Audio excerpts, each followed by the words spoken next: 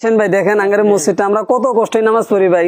দেখেন জুমার দিন আজকে আমরা নামাজ পড়াইনি জায়গা বিনা করে। আপনারা যারা যারা ভিডিওটা দেখতেছেন দেখার লগে লগে আমি কোনো ভিডিওটা শেয়ার করেন। আপনারা হাসি গান নাচের ভিডিও খুব মিলিয়ন মিলিয়ন ভিউজ যায়, কি আমাকে ভিডিওটা যাইবো না? এত ছোট জায়গা আমরা নামাজ পড়াইনি। গাইস অ্যাকচুয়ালি সত্যিকারে বহুত কষ্ট লাগছে আজকে। এটা দেখেন আল্লাহর পবিত্র ঘর, এই যে দেখেন ছোট, এই যে দেখেন বাঁশ দিয়ে কোন রকম টিন দিয়ে এই গাই গ্রামের মানুষ এই আল্লাহর ঘরটা বানাইছে।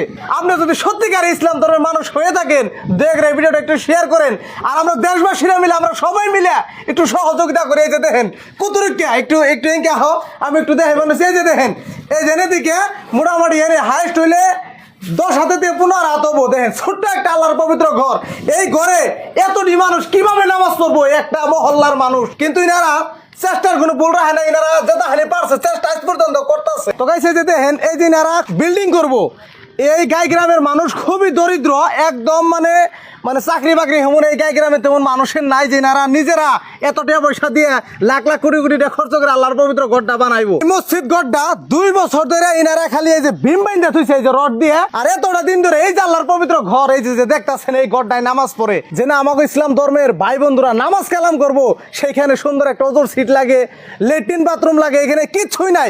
সবচেয়ে খারাপ লাগে কি দেখেন আল্লাহর পবিত্র ঘর, এই যে দেখেন কেমন লাগে, কেমন কষ্ট লাগতেছে না দেখে।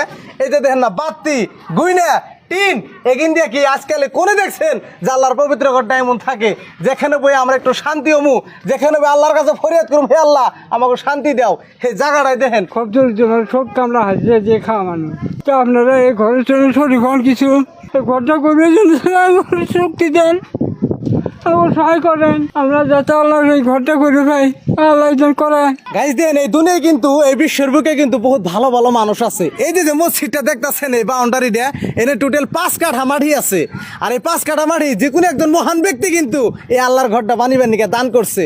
তাই আমি আপনি কে পারুম না 2টা ইটার পয়সা দিবেন নিকে, 1 বস্তা সিমেন্টের পয়সা দিবেন নিকে, কে পারুম না? আপনারা যে ভিডিওটা দেখতেছেন যে যা পারেন, আমি কইবার চাবো এই ভিডিওটার দ্বারাই আপনাকে দাওয়াত জানাইতেছি আপনারা সবাই এই ভালো কাজটায় শরীক হন বলে আশা করতেছি।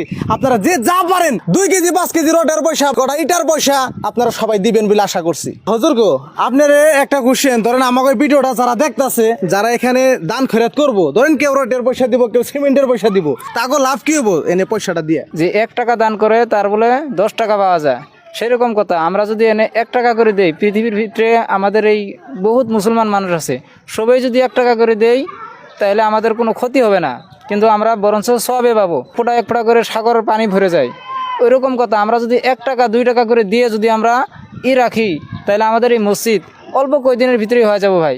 সেই জন্য আমরা সবার কাছে আহ্বান জানাই যাতে আমরা সবাই এই ভালো কাজের ভিতরে শরিক হতে পারি, আর আমরা সবাই যাতে আল্লাহর ঘর নির্মাণ করার জন্য সাহায্য করতে পারি। গাইস আমি কম এই ভিডিওটা বিশ্বের কোনায় কোনায় চলুন রাখবো। আপনারা দেখেন আমরা সবাই মিলে যদি বেশি না 2 টাকা 5 টাকা করে দেই, এই আল্লাহর ঘরটা সুন্দরে খাড়া হবো, ঝিকমিক ঝিকমিক করবো এই গাই গ্রামের মধ্যে এই আল্লাহর পবিত্র ঘরটা।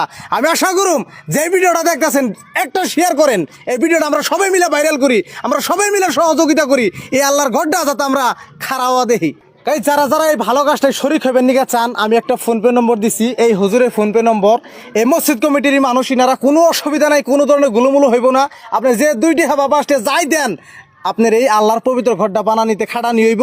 আর আমি কইবার চাবো 2 টাকা 5 টাকা কে দিবেন, আপনারা প্রত্যেকেই 100 টাকা 200 টাকা 500 টাকা করে দান করেন আল্লাহর পবিত্র ঘর বইলা কথা।